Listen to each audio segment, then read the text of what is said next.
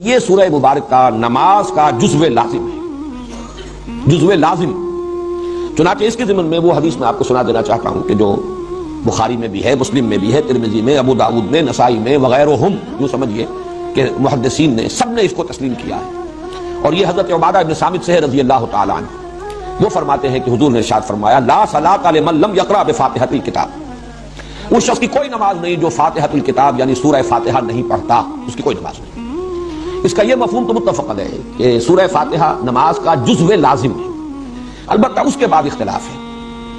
آیا جماعت کی شکل میں جب نماز ادا کی جائے تو امام کے ساتھ ہر مقتدی کا پڑھنا بھی واجب ہے یا نہیں؟ اس میں تین آراء ہیں ہمارے ہاں، دو انتہائی آراء ہیں، ایک درمیانی رائے ہے۔ ایک رائے جو ہمارے ہاں تو بہت ہی معروف ہے، مشہور ہے، اس لیے کہ امام ابو حنیفہ کی رائے ہے، فقہ حنفی کا بڑا اہم مسئلہ ہے، اور ہماری عظیم اکثریت جو آبادی کی وہ حنفی المسلک ہے۔ وہ تو یہ ہے کہ امام کی قرات جب ہو رہی ہے، امام کے ساتھ آپ نماز پڑھ رہے ہیں تو امام کی قرات ہی آپ کے لیے قرات ہے، آپ کو نماز نہیں پڑھنی۔ مقتدی کے لیے یہ سورہ فاتحہ جو ہے اس کا پڑھنا ضروری نہیں، بلکہ نہ صرف یہ کہ ضروری نہیں بلکہ نہ پڑھنا ضروری ہے۔ یہ انتہائی شدت ہے کہ جو حنفی مسلک میں اس بارے میں ہے، اور مثال وہ دیتے ہیں بڑی، یعنی ایک اعتبار سے تمثیل اور تشبیہ کے پہلو سے بہت یعنی معقول تشبیہ ہے کہ جب وفد کی صورت میں کہیں جائے، کسی بڑی شخصیت کے سامنے پیشی ہو، حاضری ہو، تو کوئی ایک ہوتا ہے جو نمائندہ، وہ گفتگو کرتا ہے، باقی سب لوگ موجود ہوتے ہیں، ان کی موجودگی گویا کہ ایک طرح کی شمولیت ہے، لیکن یہ کہ گفتگو جو ہے، کوئی درخواست پیش کرنی ہے، کوئی مطالبہ رکھنا ہے، تو وہ ایک ان کا نمائندہ پیش کرتا ہے۔ اسی طریقے سے جب امام پڑھ رہا ہے تو گویا کہ مقتدیوں کی طرف سے قرات ہو گئی۔ یعنی یہ مطلب نہیں ہے کہ یہ نماز کا جزو لازم نہیں ہے، صرف یہ ہے کہ جب جماعت کی شکل میں نماز پڑھی جا رہی ہو تو سورہ فاتحہ جب امام نے پڑھ لی تو گویا کہ تمام مقتدیوں کی طرف سے بھی قرات کا حق ادا ہو گیا۔ اس کے بالکل برعکس اور دوسری انتہائی رائے جو ہے وہ امام شافعی کی ہے رحمہ اللہ، کہ جو ظاہر ہے اس کا، ویسے یہ میں عرض کر دوں کہ جو موقف ہے امام ابو حنیفہ کا اور جو حنفی مسلک ہے، اس میں ایک دلیل یہ بھی پیش کی جاتی ہے کہ قرآن حکیم میں یہ حکم ہے اذا قرئ القرآن فاستمعوا له وانصتوا، جب قرآن پڑھا جائے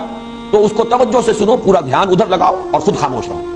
اگرچہ یہ دلیل جو ہے در حقیقت بنتی ہے تیسری رائے کے لیے جو میں بعد میں عرض کروں گا، لیکن اسے بھی جو حنفی المسلک لوگ ہیں وہ اپنے موقف کی دلیل کے طور پر پیش کرتے ہیں۔ اس کے بالکل برعکس ہے، وہ گویا کہ اس حدیث کے جو الفاظ ہیں اس پر مبنی ہے، ظاہر الفاظ لا صلاۃ لمن لم یقرأ بفاتحۃ الکتاب، اور حدیث یقیناً اتنی قوی ہے، اتنی مستند ہے،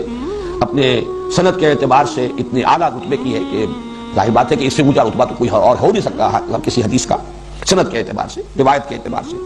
تو امام شافعی کی رائے یہ ہے کہ ہر نمازی مقتدی بھی پڑھے، پڑھنے کے پھر ان کے ہاں مختلف انداز ہیں،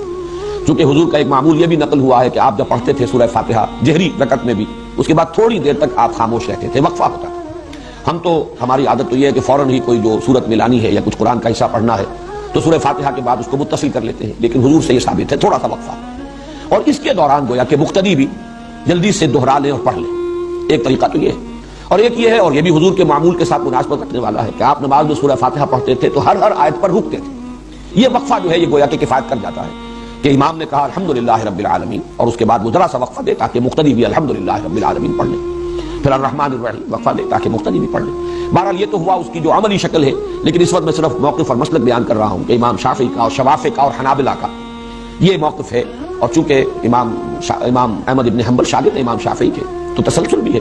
اس میں، یہ ہے کہ ہر مقتدی کے لیے بھی سورہ فاتحہ کا پڑھنا لازم ہے۔ معتدل مسلک ہے امام مالک کا رحمہ اللہ، امام دار الہجرہ، کیونکہ وہ امام مدینہ ہے، اس اعتبار سے ان کی بات بہت سے پہلوؤں سے بہت وقیع بھی ہے۔ حدیث کا بھی سب سے پہلا مجموعہ جو ہے موطا امام مالک، یہ گویا کہ اولین مجموعہ ہے جس کو کہ فقہی جو بھی ابواب ہیں ان کی شکل میں مرتب کیا گیا۔ امام مالک کا موقف یہ ہے، اور میں اس کو کوئی بات نہیں سمجھتا اس کے بیان کرنے میں کہ میرا اپنا عمل اس پر ہے، وہ یہ ہے کہ جہری رکعت میں امام کی قرات کو توجہ سے سنو، گویا کہ عمل ہو گیا اس آیت پر اذا قرئ القرآن فاستمعوا له وانصتوا۔ البتہ سری رکعت ہے، اس میں خود سورہ فاتحہ پڑھو، اس لیے کہ اس وقت آپ سن نہیں رہے۔ لیکن یہ کہ ہمارے ہاں بعض جو مفتی حضرات ہیں، حنفی مفتی حضرات، وہ اس میں بہت شدت سے کام لیتے ہیں کہ فرض کیجئے کوئی رکعت آپ کی چھوٹ گئی تھی، پہلی رکعت رہ گئی تھی، آپ دوسری میں شریک ہوئے، تو اب اگر آپ اپنی رکعت پہلی جو ہے پڑھنے کے لیے، جبکہ باقی نمازی فارغ ہو گئے، سلام پھر چکا، امام سلام پھر چکا، اب آپ کھڑے ہو کر جو رکعت پڑھ رہے ہیں، تو شدت کی انتہا یہ کہ اس رکعت میں بھی سورہ فاتحہ مت پڑھو، صرف اتنی دیر کھڑے رہو جتنی دیر کہ سورہ فاتحہ پڑھی جاتی ہے۔ اب یہ چیز جو ہے میرے نزدیک انتہا پسندی والا معاملہ ہے بالکل اس معاملے میں۔ بہرحال درمیانی مسلک یہ ہے، لیکن یہ کہ اس وقت جو کچھ مجھے بیان کرنا تھا یہ میں نے بیان کر دیا، اس لیے کہ یہ عملی مسئلہ ہے، بہت سے حضرات کو اس سے سابقہ پیش آ سکتا ہے، لیکن یہ کہ اصل بات جو اس وقت میری بحث تھی وہ یہ کہ یہ نماز کا جزو